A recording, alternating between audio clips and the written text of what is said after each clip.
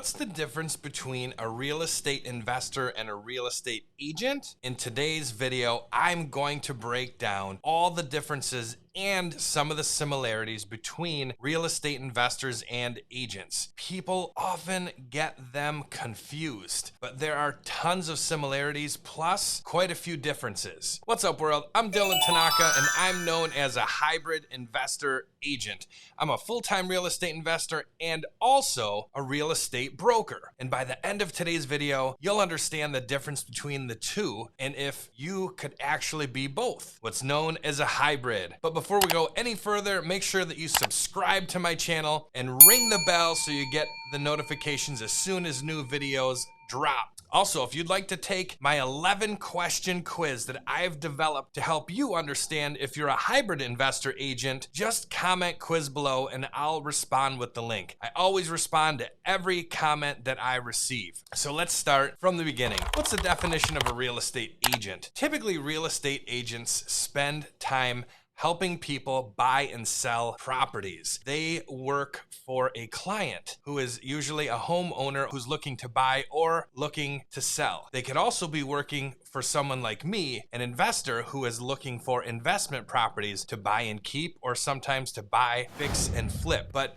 the main reason people become real estate agents is to build a career in real estate where they help others buy and sell property. So let's move over to real estate investor. And this is where things start getting a little exciting. I've been a full-time real estate investor for almost 2 decades and a licensed broker in the state of Michigan for about 1 decade. So I am what they call a hybrid because I do both sides of the business. The exciting part for me is when we start talking about investing, because it opens up so many different possibilities for people to learn how to build their retirement, residual income, and many other different ways to help them become better financiers. So let's talk about the definition of a real estate investor. A real estate investor is someone who buys and holds property, buys, fixes, and sells property. But there are many, many different facets to real estate investing, but people seem to get the definition of investor and agent crossed over. Investors are always working for themselves, where agents are supposed to be working for the benefit of someone else. Now, as a hybrid investor agent, you can work for yourself as an agent, but represent yourself as an investor. And this is where things start getting really, really exciting. I believe the future of real estate entrepreneurs are just that. They aren't going to be just agents. They aren't going to be only investors. They're going to be a mix of both, which again is where the term hybrid comes in. In today's economy and business world, there has been a blending of both real estate agents and investors ever since the foreclosure boom of the mid-2000s. For a lot of years, there was a brick wall between investors and agents. Agents hated investors because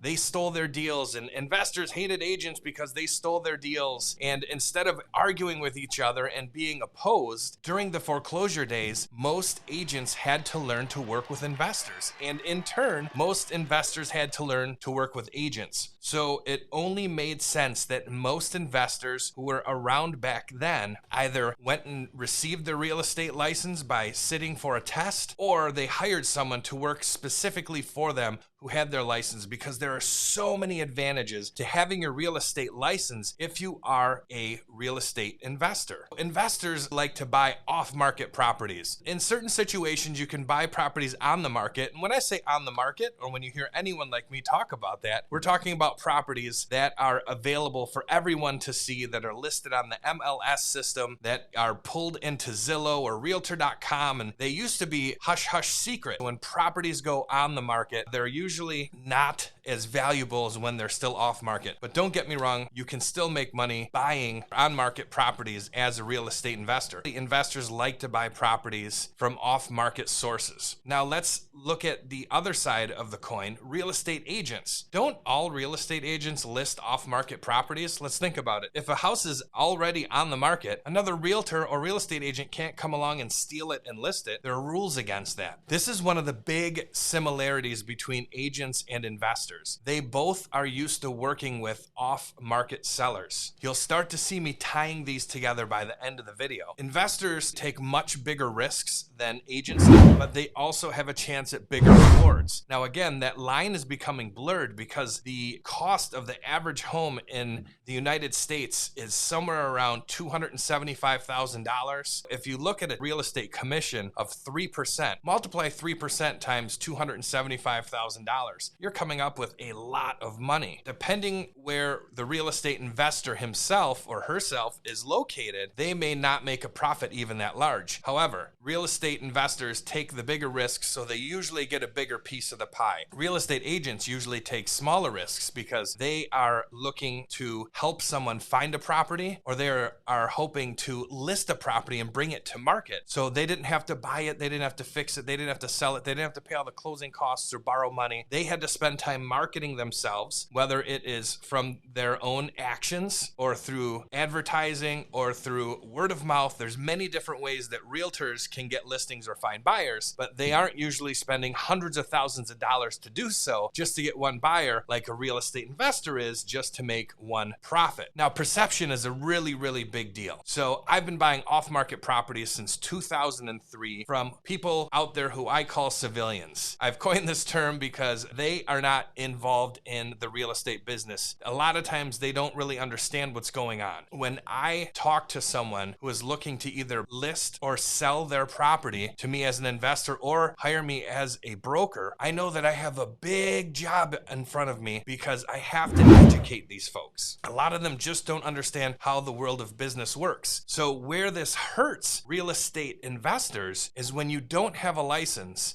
and people can't find out where your office is or find you on the internet, they start to get a little bit nervous. Not always, but in today's world of smartphones and the ability to Google someone in half a second, you have to have information about you if you are an investor on the internet, because your potential sellers, buyers, clients are going to look you up. When you already have that real estate license, it just puts the sellers or buyers at ease because they believe that you've had to go through a little bit of training to perform what you're talking about doing with them. That doesn't always mean licensed investor agents are going to do a better job. But again, we're talking about perception. So it's how the general public sees you. I love to tell sellers or clients that I am a licensed broker in the state of Michigan because it always makes them more calm when it comes time to talk about the sticky situations that we have to talk about when selling property. This is a big challenge that I'm putting out to you right now. If you don't have your real estate license, when you do talk to people, have you ever been in a situation where a seller is a little apprehensive to do business with you because they don't quite know who you are? Well, if they were able to Google you and saw that you had your real estate license and you were listed at some brokerage on their website, maybe they would feel more calm. Plus, I always love to use this as a benefit when I speak with private sellers and explain to them that I've been in the business a long time, and because I have my real estate license, I'm held to a much higher standard than someone who's just calling them off the phone, wants to meet them at McDonald's and make an offer on a napkin. I try to show them that I'm much more professional because perception, very, very important initially when you start doing business with someone. Now, there are certain legal responsibilities that you'll have as a licensed investor agent versus just being a regular investor. You have to disclose to buyers and sellers that you have your real estate license. Again, I've been doing this for decades, and I believe that when you explain it the proper way and show them that it's a benefit and an advantage actually to the person who you're going to do business with, they're going to feel more comfortable with you. Because again, you're being upfront, you're being transparent, and in today's world of scams, ID theft, people are very nervous to give out their information and who they can trust, even if it is a stranger that they've just gotten a phone call from telling them that they want to buy their property or maybe list their property. If you do something wrong in business or in life, if you commit fraud, if you hurt somebody, if you do something wrong purposefully to try to steal money from someone or trick them somehow, it doesn't matter if you're a licensed real estate agent or if you are an unlicensed investor. If they go to an attorney and they file a suit against you and it's found that you are doing something wrong, you're going to pay the price. So to me, having a real estate license, again, is another advantage because it shows buyers, sellers, clients that you are a lawful person and that you've been vetted by the state to say, hey, this person's not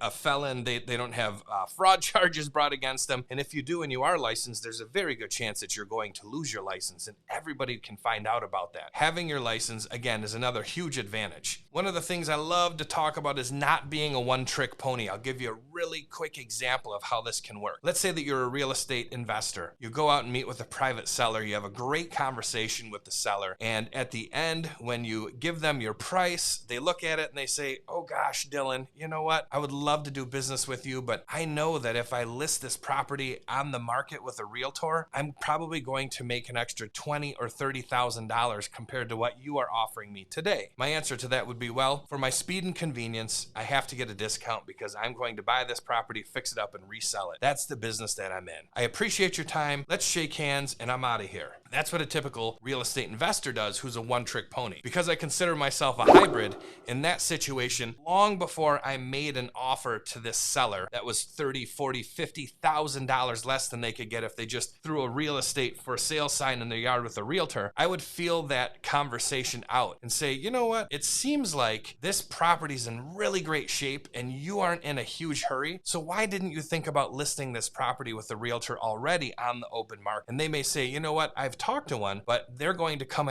over after you. Or I've thought about it, but I haven't picked one out yet. That's your opportunity as a hybrid investor agent to slide into that conversation. Let that seller know, hey, we've already had a great time talking. We've been building rapport. You obviously trust me enough to bring me into your home, to sit down on your sofa and talk about buying this property from you. What if I was able to offer you multiple different choices when it came time to sell your property? What if one of those choices was that I would list it for you instead of just offering an all cash price? Now, I'm still willing to make that all cash offer if it looks like there's a huge margin between the two and there's $30,000 or $50,000 in between that you can make. If we just put it on the market, why not explore that option? And again, if you deliver that information and that sales pitch correctly, then the seller is going to be way more apt to listen to what you have to say because you're being honest. And again, as always, you're working on their best behalf and trying to get them the most money for the property possible. If you already consider yourself a hybrid agent, or if you want to learn more about how to become a hybrid investor agent, you can join my free Hybrid Academy where you'll learn how to close more deals with higher profits practically every single time. You can find the link in my About section or check the first comment. And hey, if you got value in today's video, make sure you subscribe, hit that bell to get notifications every time I drop another value-packed video, and we'll see you on the next one.